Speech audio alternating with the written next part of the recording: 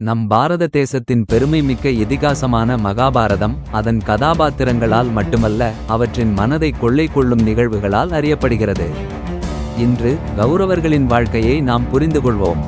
கௌரவர்களின் கதையை தொடங்குவதற்கு முன்னால் அவர்களின் பிறப்பை பற்றி அறிந்து கொள்ள வேண்டும்.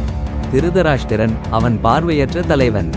அவனுக்கு மணமானார் காந்தார நாட்டு இளவரசி காந்தாரி. காந்தாரி தனது கணவனின் பார்வையற்ற நிலையை மதித்து தானும் கண்கள் கட்டிய நிலையில் வாழ்ந்தார். இவர்களுக்கு பிறந்த 100 மகன்கள் அனைவரும் கௌரவர்கள் என அழைக்கப்பட்டனர். இவர்களில் முதலாவது துரியோதனன். சிறுவயதில் இருந்தே துரியோதனன் பேராசையும் பிடிவாதமும் கொண்டவனாக வளர்ந்தான். தந்தையின் செல்வமும் சக்தியையும் தொடர்ந்து அவன் தனது சகோதரர்களிடையே ஒரு திகட்டும் ஆளுமையாக இருந்தான். துரியோதனனை அடுத்து பிறந்த துச்சாதனன் இவன் கொடுமையில் கூட துரியோதனனை மிஞ்சினான்.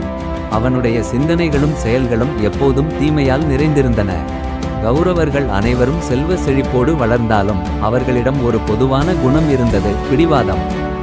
செல்வத்தை மட்டுமே வாழ்க்கையின் அடிப்படையாக கருதினர். அவர்களின் மனதில் பொறாமையும் பேராசையும் ஆழமாக புதைந்திருந்தன. கௌரவர்களின் பிடிவாதமும் தீமையும் மகாபாரதத்திலுள்ள பல கதைக்களங்களுக்கு காரணமாக இருந்தன. அவர்களின் விதி பலரது வாழ்க்கைகளையும் மாற்றியதோடு வரலாற்றின் ஒரு பகுதியாக கரைந்து நின்றது. அதிகாரமும் செல்வமும் மட்டும் மனிதனின் வாழ்க்கையை வடிவமைக்காது. மனித குணம்தான் வாழ்க்கையின் உயர்வுக்கும் தாழ்வுக்கும் காரணம். கௌரவர்களின் கதை இதை நமக்கு தெளிவாக கற்றுக் கொடுக்கிறது. நன்றி நண்பர்களே. மகாபாரதத்தின் கௌரவர்களின் கதையை கேட்டு உங்களுக்கு பிடித்ததா? கீழே கமெண்டில் உங்கள் கருத்துக்களை தெரிவிக்கவும், மற்றவர்களுக்கும் பகிரவும். மறக்காமல் சப்ஸ்கிரைப் செய்யவும்.